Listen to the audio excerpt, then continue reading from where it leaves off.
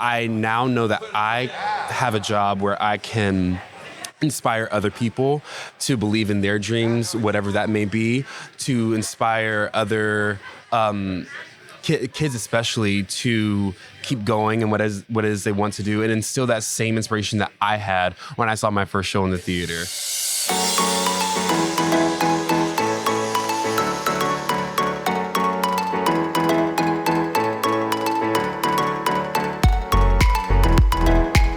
Welcome back, everyone, to another episode of the DCL Duo podcast brought to you by My Path Unwinding Travel. Today's episode is a really, really special one. We had the amazing opportunity on board the Disney Destiny preview cruise to speak to some folks from Disney Live Entertainment at Disney Signature Experiences. In these interviews, you're going to hear us talk to various cast and crew about the live entertainment offerings on board the Disney Destiny and even across the fleet. Specifically, we're going to talk quite a bit about Hercules, the new musical on stage in the Walt Disney Theater on the Disney Destiny. You're also going to hear us talk about the storytellers, Zaya and Gamble. We're going to talk about Fireworks at Sea. This is just a jam-packed episode of interviews with a bunch of different people. You're also going to hear, I'm going to do some of the interviews, Brian's going to do some of the interviews, and then a couple of the interviews we actually did jointly with the folks at WDW and DCL Magazine. And then we also involved Adam Bankhurst from IGN. He covers Disney parks, Disney entertainment, Disney history. And so I've got to give a special thanks to Tim from WDW and DCL Magazine, and a special thanks to Adam from IGN. We really enjoyed meeting you guys on board and collaborating with you in these interviews. So the first interview you all are going to hear is with Erin Dale, who is a producer for Hercules, the musical on board the Disney Destiny. Let's hear from Erin now. Erin, why don't you give us your name and your title here with Walt Disney Live Entertainment? Sure. I'm Erin Dale, and I am the producer for Disney Hercules. Awesome. Now, tell us, how long does it take to produce a show like this from, conception to bringing it here on the Walt Disney Theater stage? So it is about a 3.5-year process. It takes a long time to develop these shows to make sure that they're right for our guests on board and to make sure that we have every element correct and fleshed out. So it's about 3.5 years from workshops to read sings, rehearsals in Toronto, and then bringing it to rehearsal on the ship, which is about another month-long process just on board. So it takes an army, it takes a village, and it takes a long time. Yeah. Well, and that means you've got already in production, or at least Walt Disney Live Entertainment has already in production, perhaps the feature show for Wish Class Ship number 4, we and sure maybe do. Even the OLC ship. Yeah. So they're already under development. Not sure what they are yet. Me personally, because I'm very focused on the Destiny at the moment, but we're already developing those shows and kind of making sure that we have the right fit for that right next ship. Yeah. Can you tell me what the difference is in producing a show on land versus on sea? Sure. Yeah. The difference is that you are on a moving vessel, right? You have a lot of different elements that happen on a moving ship than just something that doesn't move, right? So we have to make sure that our scenic elements, our performers are safe. Obviously, you saw last night, we have a lot of different things that move in this show. We have puppetry. We've got exoskeletons. We've got all these different things that we have to make sure that have gone through the process of safety, right? To make sure that they're safe for sea when we're moving on a vessel, lots of moving parts and pieces. Can you tell me, aside from Hercules, what your favorite Walt Disney Theater show across the fleet is? I'm biased because I worked on The Treasure. I love Moana. I think it's got this beautiful story. It has so much heart to it, and it's just an incredible show. Yeah, it's fantastic. We love it. One of our favorites, of course. Yeah. Got to ask, we've got very strong personalities in Moana. You've got The Rock in the original film. Is it hard to translate the film to stage and worry about the audience maybe comparing the actors that we're seeing on stage to the characters from the original movies? Sure. Yeah. I think there's always going to be that comparison, right? But I think that's the great thing and the beauty about theater is that we are able to do diverse casting and do something that's a little bit different. We don't have to stick exactly to the film because it's a theatrical interpretation interpretation of the show. So it doesn't have to be an exact lift. It doesn't have to be exactly Maui.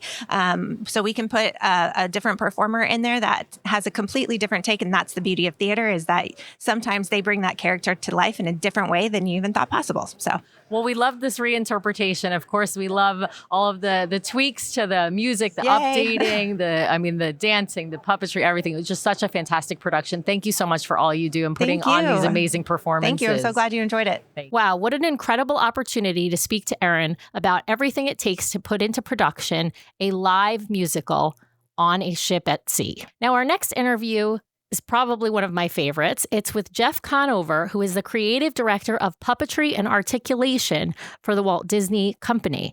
And he is just an incredible wealth of knowledge about all things puppetry.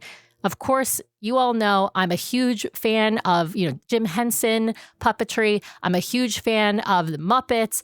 I'm a huge fan of any stage show that uses puppetry, whether that's Frozen, Hercules, Seize the Adventure. Really, there's so much puppetry on board Disney Cruise Line. So let's hear from Jeff now. Jeff, can you tell us your name and your title with live entertainment? My name is Jeff Conover. I am the creative director for puppetry and articulation with Walt Disney Imagineering, and I'm the designer of all of our puppets in the Hercules show. Amazing. I gotta say, these Hydra puppets are just incredible. Thank you. I'm curious what it takes and how long it takes from sort of conception to what we see here on the Walt Disney Theater stage. Yeah, I think, again, going back through my iPhoto archive last night, been working on this for about a year and a half. It starts with a napkin sketch and just sort of throwing around some ideas. And then it goes to an illustrator, because I am not the best illustrator on the world. I do want to present something that looks semi-professional, but I send all of my napkin sketches to an illustrator. And in this case, our illustrator was Lon Smart, who's one of our animators, and he's now working at Imagineering. And he helped me create sort of the look of these guys. But it all started really with what is the requirement of these characters in the show? And one of the big requirements, of course, with the Hydra was that they have to eat our Hercules performer, right? And he's not a small guy. No, Corey he's got to be 6'2", and he's broad. And he's built. I mean, he is Hercules. Oh, of course. That's the expectation, right? So, yeah, the scale of these and sort of the overall character design was developed around that need and that requirement. So that is kind of where it all started. And then you just iterate from there. We go from that idea and those illustrations to what we call a flat Stanley, which is sometimes a dimensional bit of foam core, or it's just a flat piece of foam core, just to double check scale. And we look at that, we tape out a stage, usually in a rehearsal room, or we'll bring that flat Stanley to the actual stage in one of our ships and just look at that scale and how it blends in with the rest of the stage. Then we go another step further, and we do a pattern drafted foam version of that head, just so we can finally see something dimensional. Oftentimes that is also articulated, so we can get a little bit of like mouth movement in this case to see what the mouth looks like and is it big enough. And then we continue to iterate from there. The next version of that usually ends up being something that is a little bit more performable. Mm-hmm. And we do a puppet workshop, and that is where we get all of our puppet ideas in some type of dimensional form, whether it was Nessus or the Hydras or our large Titan puppets. And we get them on their feet, and we do just a puppet workshop and try to figure out what's the physical vocabulary of these characters. How do they perform with other performers on stage? And in this case, we had a Corey type performer come into this puppet workshop. We did a lot of stage combat just to see what the characters were capable of. Then we'd go to Toronto with the next version of the puppets, because there's a lot we learned from that puppet workshop. Then we go to Toronto, we put the whole show together, and we are simultaneously building the show puppet while we're in rehearsals, but it's just lagging behind a little bit. And it allows us to make changes to those puppets along the way. So that's the process. Now, was there any consideration for doing, let's say, miniature puppets, kind of like we see, the Frozen show at the very beginning of the show? You have this amazing scene where Kristoff is young and he's doing the whole ice thing, and you have a little Sven. Was there any thought to doing something on like a smaller scale without real live performers in costume or in a puppet, for example, for the Hydra scene or for the Titan scene? Because this is super complex. I mean, you guys went with, I think, the more difficult version, right? To put. We like to make things hard on ourselves. Yeah, I mean, visually it's stunning, of course. Yeah. But I'm just curious, was there any thought to doing that sort of miniature version for ease? Not for this show, mainly because, all of the characters that we're trying to recreate, these Titans, all of the monsters in the film, they're massive, they're huge. So immediately we had to go big. And that was the challenge for the whole show, is how do we create scale, make it that we can perform it, but also store it backstage. Yeah. That's the big challenge always, is where do you store this stuff? So everything that I had to worry about was massive scale. Well, thank you so much, Jeff. Yes, we so it's a pleasure to appreciate meet your you. time. Pleasure to Nice to meet you well. guys. Our next interview is with Michael Cerna. He's the executive creative director for Hercules, the musical, on board Disney Cruise Line. We got to talk to him about Hercules, but also about some of his other favorites across the fleet. Let's listen now. I am here with the executive creative director for Hercules, the musical, here at the Walt Disney Theater on the Disney Destiny. I'm Samantha Kenner from the DCL Duo podcast. It's lovely to meet you, Michael. Nice to meet you too. Michael, how long does it take from conception to the production that we saw last night here on the stage? It's a long process. It's about 3.5 years, almost 4 years. Wow. Now, tell me, when you are creating a musical like this, inspired by, of course, a classic Disney film, one of my favorites as a young teen, I Sure. must admit, if I am aging myself. When you're 12 or 11. Sure, Yeah. absolutely. So, how does one decide how to reinterpret a animated film and put it here on the stage? Well, I mean, first of all, we all love the story as well. So I think that started with the right team that loves the story, wanted to see it come to life in a really fresh, unique way.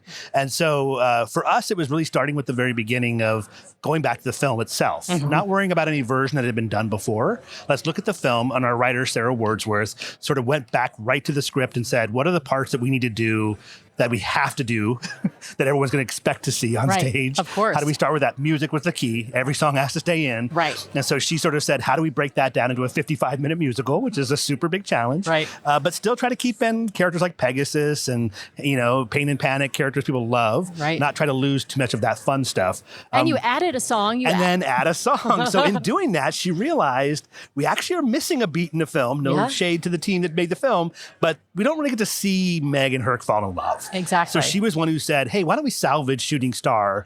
Try to see if that can be used as a duet to sort of bring their romance to a head. And that's sort of how we got that pathway of making that song, sort of that really reinventing the song into a really fun romantic beat. Who was supposed to sing it originally? It was Herc's song. It was just Herc. Oh, Instead I of didn't Go the realize Distance, it was a solo. it was Shooting Star. Oh my goodness! Yeah, I have very to, different. Yes, very. Well, I loved the song. I have to tell you, it was just beautiful. Thank you. I've got to ask about Pegasus. Yes. Now you have the choice. You have a choice with Pegasus of doing, puppetry like Sure. we've done with Maximus in Rapunzel or Sven in Frozen. But you guys went with the choice of, I'm going to call it the magic carpet in Aladdin. Sure, a you little have bit. an acrobat, really, but somebody who is making, vocal noises to sound like a Pegasus, a horse. Yeah. What was that creative, or what went into that creative decision? Well, that is really showing how imaginative our directors are, because we basically went into rehearsals in New York City for the workshop of putting on its feet. And in that workshop, we actually just had an actor fill in to sort of be Pegasus, knowing that we hadn't figured out, was it going to be a puppet? Was it going to be a fusion of a puppet and whatever? A person holding a marionette. And then this actor came in and just started playing a horse, this really great gymnast. And he started just, made his hands into hooves and started acting it out. And we all fell in love immediately with this idea of almost this sidekick, this little, almost a dog type character, his little best friend. And we thought, oh, this is a whole different way to think of this character. And we immediately fell in love with it. Our designer came up with an amazing costume design for him. And we just said, let's lean into the kind of fun weirdness of all of it. Yes. And a similar thing happened with Pain and Panic, to be honest. Oh, really? We had them originally as more scaled puppets. Oh, and then like in Frozen, those puppets? Okay, And then the two actors came in and they were just so good. And we gave them a puppet and it wasn't as good. And I said, I think the puppet's getting in the way. Yeah. Let's let the actors be the characters. I love that choice. Yes. I will say I was surprised by the Pegasus choice. I was expecting a similar to Maximus. I'll be perfectly honest. But by like a few moments into seeing that actor on stage, I was just enthralled. And he's amazing. His body movement is just incredible. I don't know how one teaches that. I don't know how one learns that. I think you're just gifted in a certain physical stature. Right? Absolutely. Yes. I've got to ask what your favorite song or favorite, musical scene is in the show. I think there's so many. I mean, I'm so lucky that I get to watch it so many times and fall in love with different parts every time. But I think I think where we have landed on the director's vision and the arranger, Bradley Knight, who's our music arranger. Bradley Knight is from the world of gospel music.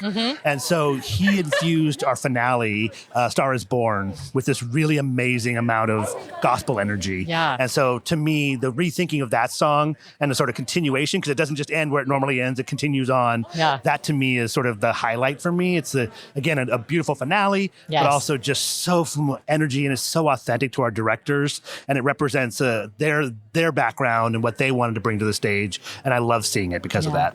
Yeah, the vocal syncopation with It's Star amazing, is right? Born. Oh, it's so great, right? I was enthralled. It's constantly in my head, I'll be honest. I'm singing it in my head right now, I must admit to you, Michael.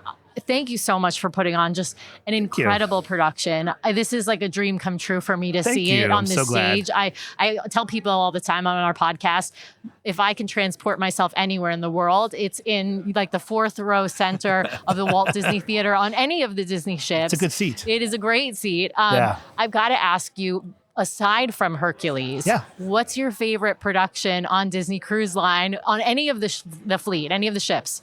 Oh, that's a tough one. We have amazing shows. Yes. I think I'll be biased because, again, I worked on Moana last year. Yes. So I also got to spend a lot of time living in the world of Moana. Absolutely. And I really love what we did with that show. If I cannot pick a show I worked on, I'll do that. Yeah, do that. I would say Beauty and the Beast. I think Beauty and the Beast is constantly a winner of a show. It's just a great story. Yes. I have such a personal connection to the story, and I think that production is stunning. It is. I would agree. Thank you. Yeah. Well, thank you so much, Michael. Yes, we nice to really meet you. appreciate you. Nice to meet you Thank as you. well. Thanks so much, Michael. Really appreciated chatting with you on board. Now let's head over to our star of Hercules, Corey J. Bradford. Good morning, Corey. I'm Samantha Kenner from the DCL Duo podcast. I'm also here with friends from the WDW magazine and Adam Bankhurst as well. And so we wanted to kind of talk to you about what it means to be Hercules in this wonderful production on the Walt Disney Theater stage. Oh, thank you so much. It really, I can't talk about it without getting emotional sometimes because when they first announced that Hercules was coming to the Disney Destiny, I was quick to get on my email and be like, okay, how do I be a part of this? Hercules was there, but just anything. How do I be a part of this production? And so getting Hercules, honestly, really made me starting to believe in myself at 27. I started to really believe in myself. I've been here for a long time. I've been in the Broadway industry for a long time, in the theater industry for a long time. And so now to get here and to know that, oh, wait, I can believe in my dreams. I have this goal.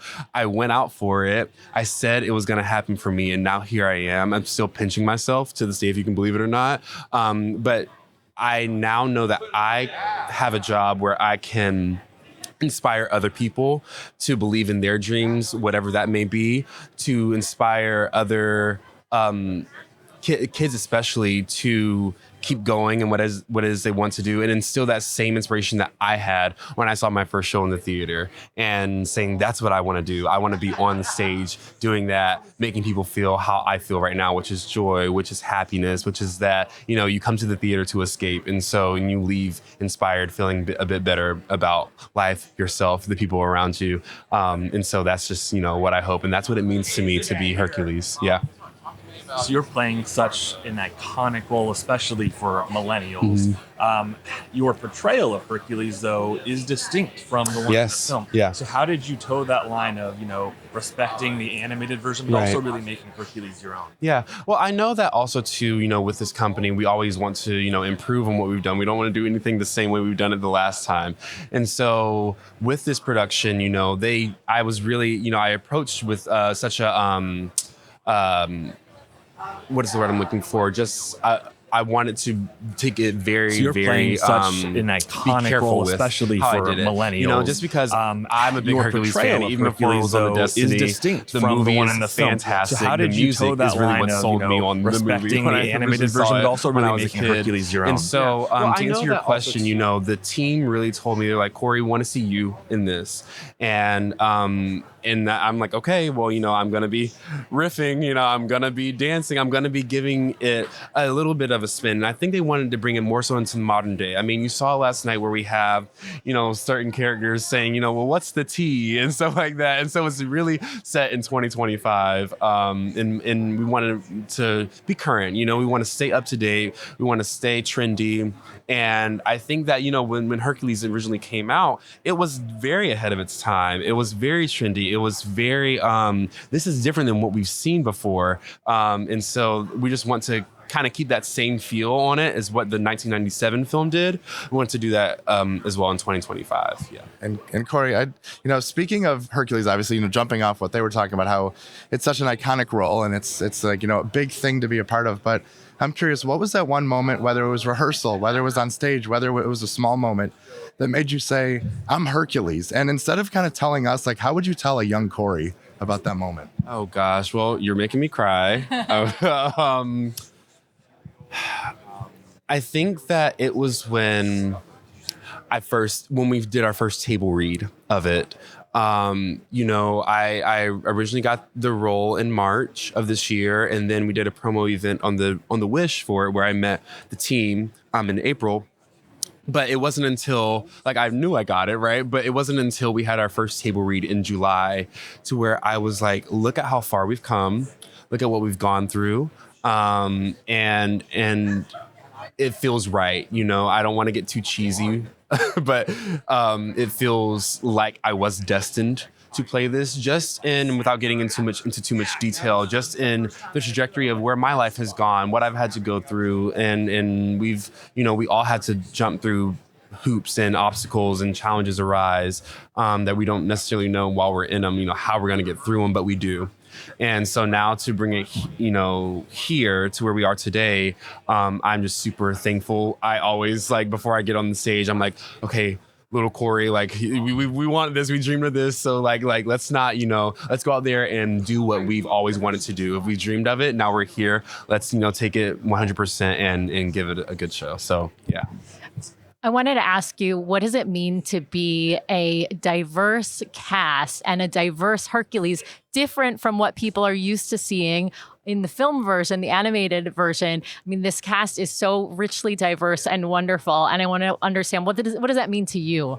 I mean, it's what I've always, I think it's what I've always wanted to see, especially being a Black man and seeing, sometimes we don't see enough of it.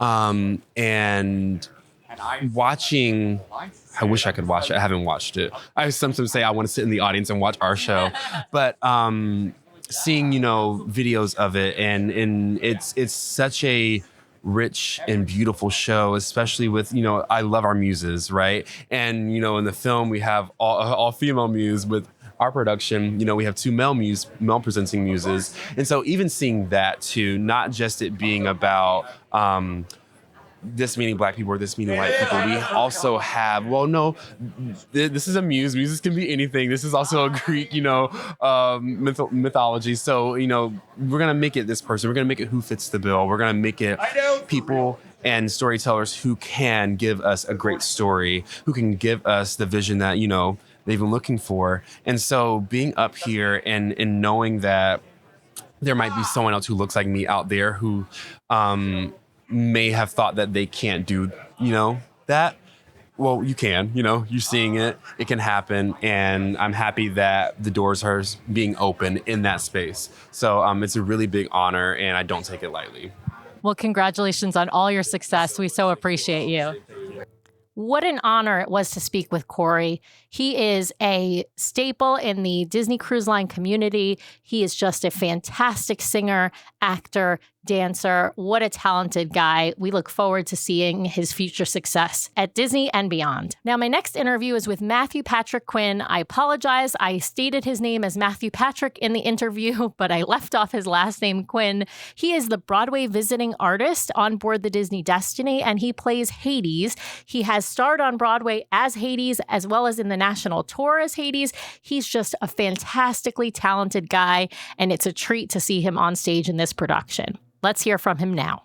All right, we are here with Matthew Patrick, who plays Hades in the amazing performance of Hercules on the Walt Disney Theater stage here on the Disney Destiny. I'm Samantha Kenner from the DCL Duo podcast. I'm also here with Tim from WDW Magazine and also with Adam Bankhurst here as well. And we are so excited to see you perform last night. It was just incredible. What does it mean to you to play Hades on the Walt Disney Theater stage, to originate Hades on the Walt Disney Theater stage? I mean, I think you just said it right there. Having the opportunity to say that I originated the role of Hades in Disney Cruise Line's Hercules is something that nobody else will ever have the ability to say. And it is so, I don't know if you heard me just speaking to the girl before you. I grew up going to Disneyland as a child, and I have been inspired by Disney since being like 8 years old. I remember watching Fantasmic in Anaheim when it opened. And that was coming off of the heels of Hook, the movie, which opened just the winter prior.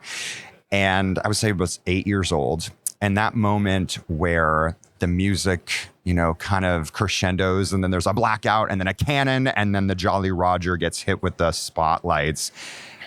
That took my breath away as a child. And I knew in that moment that I wanted to be a part of something as epic as Disney creates, something so immersive that creates a memory that even as I'm standing here talking to you, like I feel it, I can smell it, I'm brought right back there. And so I was given the opportunity to originate Captain Hook in Villains Tonight, which was a full circle moment, and then go on to make my Broadway touring debut in Finding Neverland, getting to play Captain Hook. So now, having just done Hades in Hadestown on Broadway, then coming here to originate Hades, it's just like these full circle moments just keep happening, and Disney is always a part of it.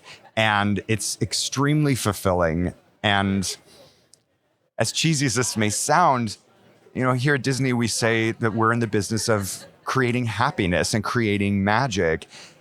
And when I think about little 8-year-old me being so inspired to follow the path of being in live entertainment, I think of the kids that are coming here, that this might be their first time seeing a show, and knowing that they could be here in 20 years, in 10, 15, whatever, however many years they could be on this stage. And that's so special. So, Captain Hook, Hades, what is it you find so compelling about playing the bad guy? I think that there was a great line in Villains Tonight, which was, without a villain in your story, your hero has nothing to do. And I think that it's just like the duality of any story. You have to have a hero, you have to have a villain. That's the theme of the ship. And I personally, as an actor, love playing the villains because they have a backstory too. And so there's something that got them to the point of donning the title of villain. So I love digging into that and finding out, well, what brought them to the moment, the point of being so angry or so vicious or having that reputation.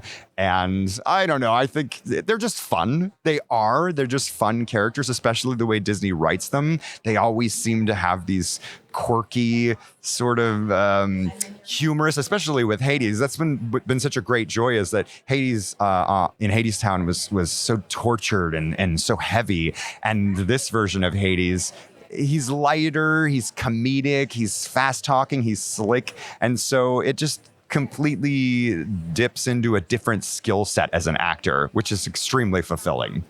Yeah, and jumping off some of the points you talked about, obviously becoming Hades, making such a big role and a big moment for becoming the villain. But like personally, what was that moment for you where you were like, I am Hades? Like, is it whether there was a small moment on stage or with a co-star or with something, like what was that special moment behind the scenes where you're like, I'm Hades and this is Hercules? I think a lot of times, and I would probably not be the first actor to say this, is when you finally see yourself with all the makeup and the costume, and you take that first moment stepping on stage and you hear the audience's reaction.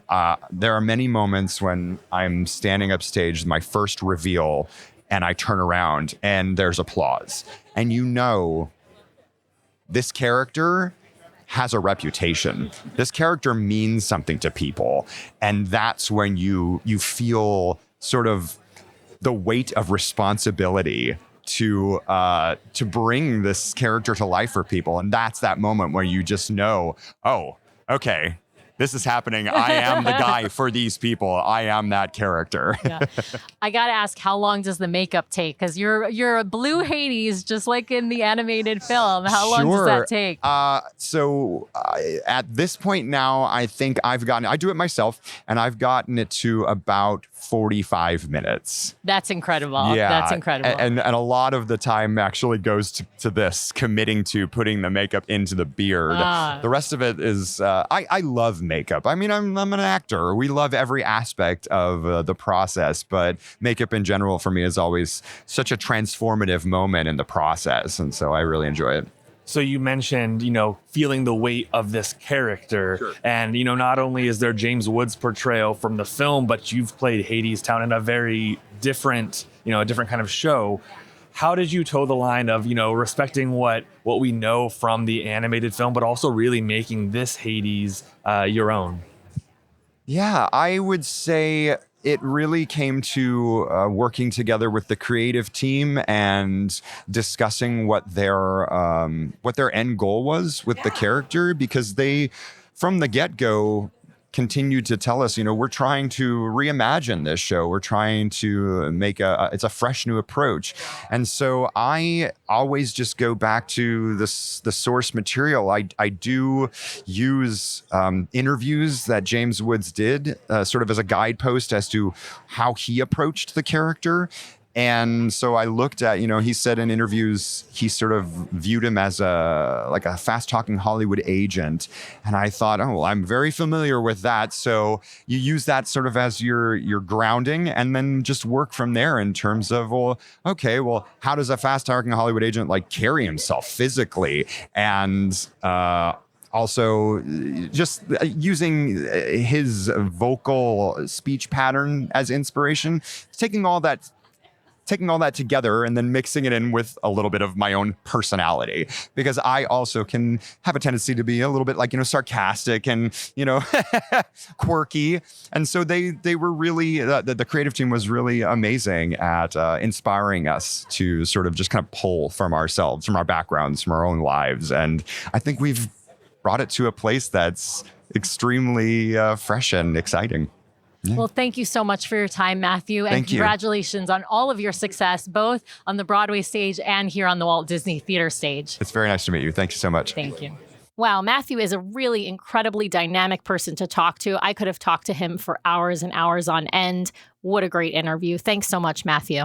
Next up is Jenny Weinblum, the Vice President of Disney Live Entertainment for Disney Signature Experiences. Brian got to talk to her about live entertainment across the fleet and specifically about our storytellers on board the Disney Destiny, the Disney Treasure, and of course, the Disney Wish, where they originated. Let's listen in now. Jenny, can you introduce yourself to our audience and what you do with the cruise line? Absolutely. I'm Jenny Weinblum, Vice President, Disney Live Entertainment for Disney Signature Experiences. Amazing. I overheard you talking earlier. Your remit sounds very broad in terms of all of the entertainment Yes, on indeed. board. I am super curious. We are huge fans of what they did on the Treasure and now brought to the Destiny with Sage and Coriander and now Gamble and Zaya. I'm so curious, like, where did the inspiration for that come from? Because it's so unique, kind of amongst some of the entertainment offerings on the cruise line. Absolutely. Our treasure seekers on the Treasure and Destiny seekers here on the Destiny, their predecessors on the Wish as well. Yes. We kind of have the original DNA of that idea did come to fruition on the Wish and then develop more fully with subsequent ships. The storytelling duos have roots in a lot of different places in the larger Disney canon. As we were developing them, things that come up in conversation, of course, are the Adventurers Club, the World Showcase players, the Citizens of Hollywood. We have other kind of atmosphere performance throughout our kind of larger Disney worlds today, and even more so in the past. We felt really strongly that here at DCL, we have the opportunity to create characters who guests can really build a relationship with, who we'll see over and over, day in and day out throughout our sailing in multiple offerings, and can really fall in love with. And we're so fortunate here, Zaya and Gamble, these are phenomenal comic actors who are being led beautifully by our creative director, Jen Bascom, as well as show director Ben Schrader and Philip Kelly. And we're so proud of everything that these characters can do. With the heroes and villains interactions on board, these meet and play or greet and play moments, there's been a lot of speculation that there was some inspiration drawn from the Star Cruiser experience. Is that fair? Was there some inspiration there? I think that's absolutely fair. Disney Cruise Line's a really exciting site in that we have a captive audience on our ships for a specific period of time. That allows us to build relationships with those guests over the time that we spend together. They see us, but we see them too. And we can respond to the ways that they engage with our story worlds and with our characters. We also have a limited number of guests on board. Our partner sites around the world where guests are coming for, to each park maybe one day on that vacation, not necessarily multiple. And they're one of many thousands, versus here we have this opportunity for intimacy. It gives us an opportunity to play with our stories, our characters, in a way that isn't as easy to do at some other sites. But I will say, within our own Disney Live Entertainment team for Disney Cruise Line, we have a lot of individuals who come from the world of deep immersive storytelling. Our creative director, Jen Bascom, was resident director on Galactic Star Cruiser. I myself was part of the producing team of Sleep No More in New York. We have a lot of passion on our team for deep story immersion. And I think the Destiny represents a step in that direction. It shows. It definitely shows. The Grand Hall. Yes. Such an amazing space. The lighting effects. And do you feel like the vision of what you want to accomplish in the Grand Hall is like really there and fully captured? And what are some of your favorite parts about that space? I love this Grand Hall because it is responsive. The most exciting feature of it is this incredible dynamic lighting that allows us to have what we call state changes, where an entertainment moment happens, a character moment happens, a story moment happens, and the space itself can transform in response. That is something that is still in our preview period being additionally refined and programmed. So there will be even more of that in the future, which is exciting. But there's so much of it happening on board now as well. I just love this notion that not only within a show experience that is in your Navigator app that you know is coming, where you'll come into the Grand Hall and see a story come to life, and that story will have a 360-degree takeover of the Grand Hall. That's exciting. But even more exciting to me is the notion of totally surprise and delight. A character can sweep through the Grand Hall, and the Grand Hall will respond. It knows that they're there, and in audio and lighting, we get that response for that character, and then poof, it's like they were never here. Everything's back to normal. I love that. Gives me chills. I'm excited. Nice. Talk to me about the Dr. Facilier. Yes. Kind of pull aside. That what went into that? Like it's really well done. We didn't get to do the card experience yet, but we did do. Oh, well, you have to. Oh, we were going to. We did do the meet the other day. He is a fabulous. He is fabulous character. And so, like, where did the inspiration for that come from? And what went into the thinking behind that experience? Our villains invite a different way of engaging than our hero characters, our princess characters. Villains they're not really huggable, right? You don't necessarily just want to put your arm around them and take a photo. I think you want to play with them. More than that, I think you want to be played with by them. Villains are mysterious and eerie and seductive. And we love the notion of the villains drawing you into their world and making you maybe a little bit of an accomplice in their world as well, which really excites us.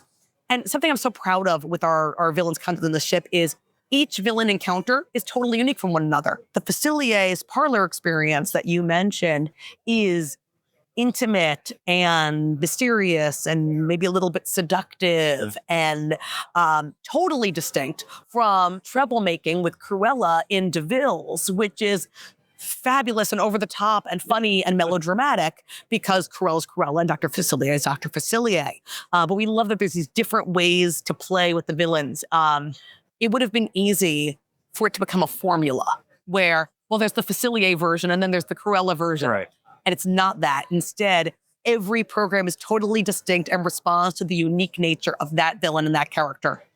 But when we created Facilier's Parlor, we were thoughtful about, it was kind of exciting. Like, can we do this? Can we create something this small and this intimate here? Well, why not? Yeah. After all, a character greeting is a one-on-one encounter between a singular guest and a singular character, however brief. Our senior leader at Disney Live Entertainment, David Lightbody, he always says that the character greeting is the smallest form of theater. And that's right. It's this incredible little intimate moment of connection in theater. What if it can do more? What if that character greeting can be in service of a story, can give you a sense of, can have a strong sense of purpose associated with it? That's the stuff that really feels exciting to me and to our team. We've been thinking a lot lately about, yes, it's amazing to hug a character, to take a photo with the character, to have that moment. What else can we do with them? Yeah, well, I love the pulling you into kind of a private space for it too. It really makes the interaction feel more intimate. Absolutely. But one last question for you, and it was on my mind with the With Great Power show. Yes. How hard of a sell was it to get Deadpool into the end of that show? Because it is hysterical, unexpected. Yep. It really elevated the show in a way that I just did not anticipate. So how hard was that of a sell? You know, wasn't that hard to sell, actually, because who doesn't love Deadpool? The hard part, though, is how do we have Deadpool and still have and still have everyone feel like, whoop, this is still Disney Cruise Line. Let's not get too crazy. Deadpool's so fun and so naughty. But of course, the show itself is fun and naughty. Zaya and Gamble are fun and naughty. Deadpool felt like the perfect scene partner for them. And it was exciting to bring him into the mix. Yeah, well, you've done an outstanding job. This is just an amazing, amazing experience. Thank you for taking some time. Thanks so much. Such a pleasure. Nice to meet you. Thank you. Thanks so much, Jenny. It's so great to hear how Disney Cruise Line is integrating all of these interactive experiences into the guest experience on board. All right. Next up is Rachel Quinn, the Vice President of Entertainment Operations and Port Adventures with Disney Cruise Line. And she has been with the cruise line since its inception, since the Magic was first launched in 1998. Let's hear from her now. Can you tell our audience who you are and what you do with the cruise line? Absolutely. So my name is Rachel Quinn. I'm the Vice President of Entertainment Operations and Port Adventures.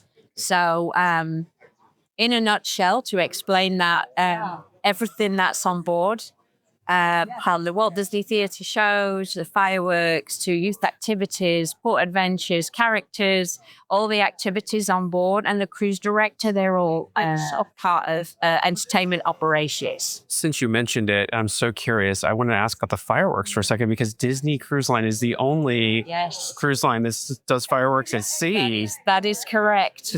I'm curious, why do you think that is? Why haven't, we always hear stories of other cruise ships kind of trailing Disney and, announcing, oh, there's going to be fireworks off the side of the ship. What sets Disney apart here? What keeps you guys as the only ones doing this? Well, we have a very long history with pyrotechnics as a Disney company. Yeah. So our larger infrastructure, and I was cruise director for 13 years on the ship. So I was on board when we introduced it, and the safety rigor that we place and the oversight that we have is incredible. Yeah. And as I say, a lot of history, but to actually, every single cruise across our fleet, with the exception of if we're in Alaska, of course, and Europe, that we don't do fireworks for all the other reasons that we know.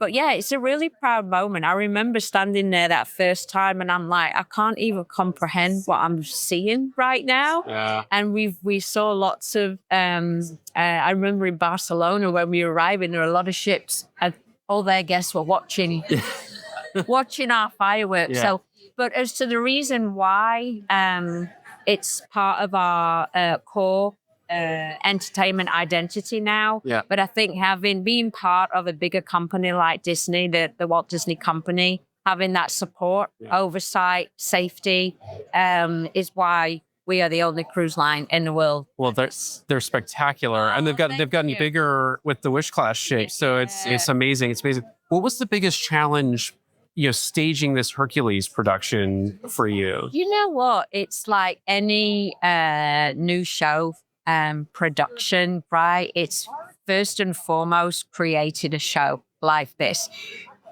And I will say that, Disney Live Entertainment Partners, so Jenny's somebody that I work closely with, getting the writers, getting picking the right show directors. And I think, Kevin and Marcel Wilson, who created this wonderful show, are very cool guys, and they're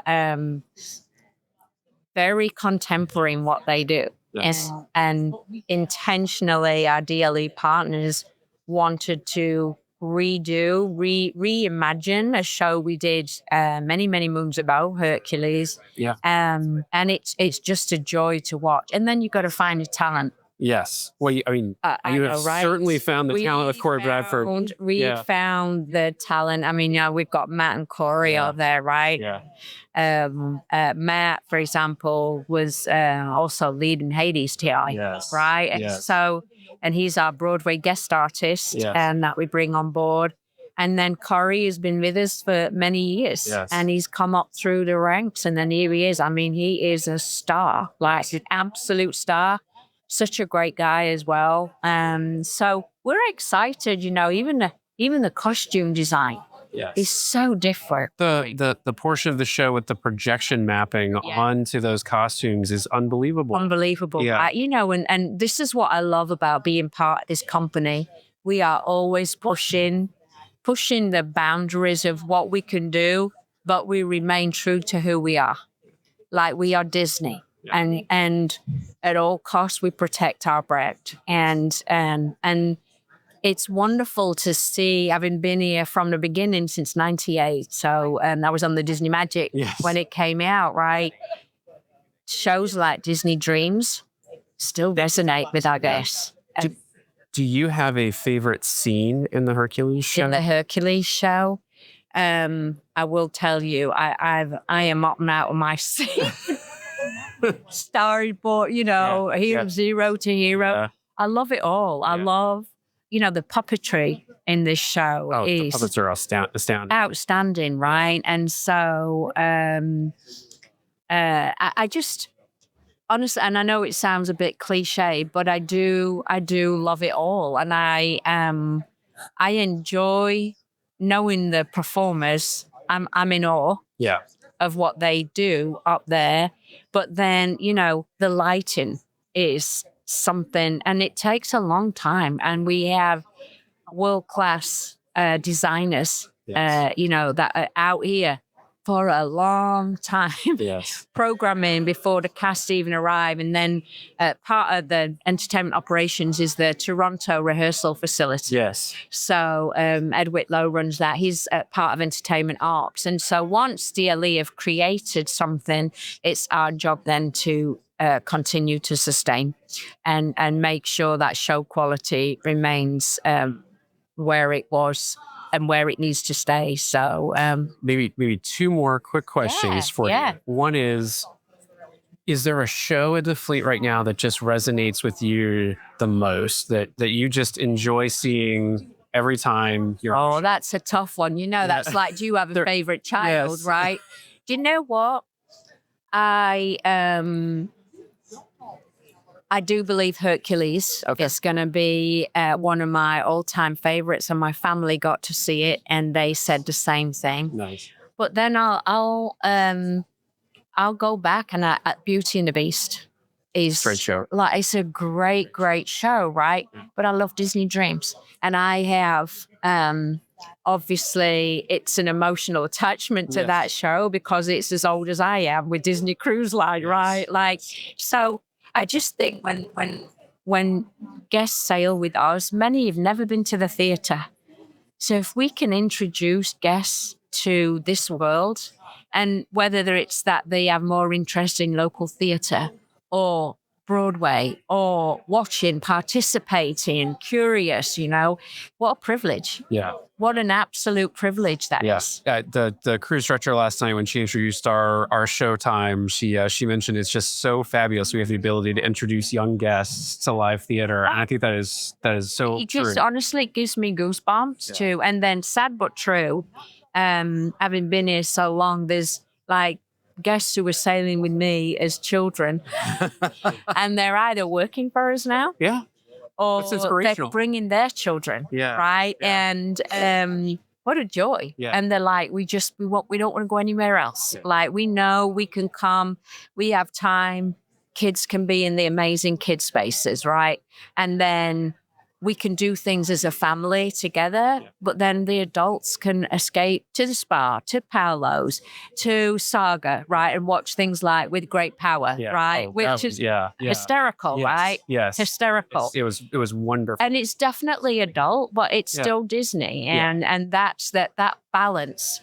We want to make sure we have something for everyone of all ages, and multi-generational families have been sailing with us forever. So, but it's nice to see so much is evolving from a technology standpoint.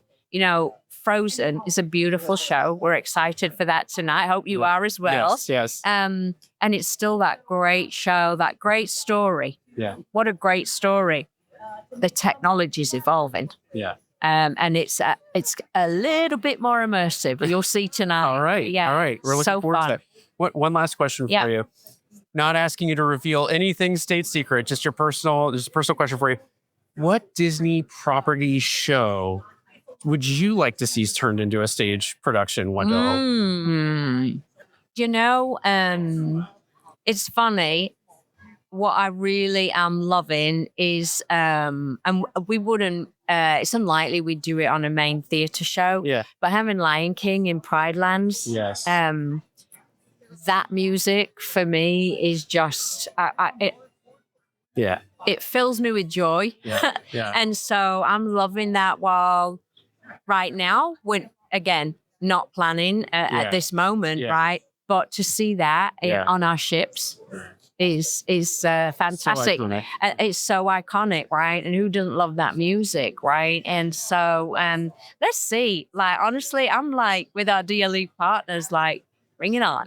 I'm like, I am open because they just do such a great job with these shows. And then we get to be able to sustain them and bring them to our guests. I mean, I think we get the best part, right? Yes, so, yes. But yeah, well, let's see what comes in the future. Well, we will be watching eagerly. My wife is a huge Broadway fan. You do such an excellent job. Thank you so much. Thank you for taking some time with us today. Absolutely. Thank you. Oh, the stories I bet Rachel could tell us. Thanks to Disney Cruise Line and Disney Live Entertainment for allowing us to speak to all these amazing folks from Disney Live Entertainment on board the Disney Destiny about Hercules and about the offerings across the fleet. We so appreciate this opportunity. I was fangirling out the entire time, and Brian was as well. We really just love this opportunity. For all of those listening, we hope you enjoyed this very special episode of the DCL Duo podcast, and stay tuned. We've got more coming. Well, thanks to everyone out there for listening this week. We really, really appreciate it. Be sure to subscribe to the podcast so you can keep getting great content from us every week. In fact, twice a week we publish shows. So be sure to hit the subscribe button to get all of those great episodes. And if you want to watch us live, we have a live show now every week, Monday nights, 5:30 p.m. Pacific, 8:30 p.m. Eastern over on youtube.com/DCL Duo. So be sure to head over and check that out. If you want to help support the show, be sure to hit those 5 stars on Apple Podcasts. And if you leave us a written review, a 5-star written review, we will read it at the top of one of our main episodes. So please head over there and hit those 5 stars. Of course, you can also help support the show by supporting our fabulous show sponsor, My Path Unwinding Travel. If you want to book your next Disney vacation, head over to mypathunwinding.com/DCL Duo or email them at dclduo@mypathunwinding.com so they know we sent you their way. If you've got questions or you'd like to connect with us, the best way to do that is to head over to dclduo.com. It's got links to all of our things, full catalog of the podcast episodes, including a searchable catalog for the podcast, links off to our vlog, a link to our Etsy store where we sell some fun fan-inspired magnets, link to our Patreon if you'd like to help directly support the show each and every month. Just head over to the website or patreon.com/DCLDuo. Also has a way for you to sign up for our Substack newsletter that we're hoping to start really pumping out monthly here at least, and a few blog articles that we've written. So DCLDuo.com is the best way to connect with us. You can also, of course, email us at info@DCLDuo.com or reach out to us on our voicemail line at 402-413-5590. That's 402-413-5590. The DCL Duo podcast is not affiliated with Disney Cruise Line, the Disney Company, or the Disney family of theme parks. The views expressed on the show are solely those of the individuals on the podcast and in no way reflect the views of the Disney Company or Disney Cruise Line. If you have questions about a Disney cruise or a Disney vacation, please contact the great folks over at My Path Unwinding Travel or Disney directly or your own travel agent. Thanks again for listening, and we'll see you next time for another fabulous adventure with the DCL Duo. Good night.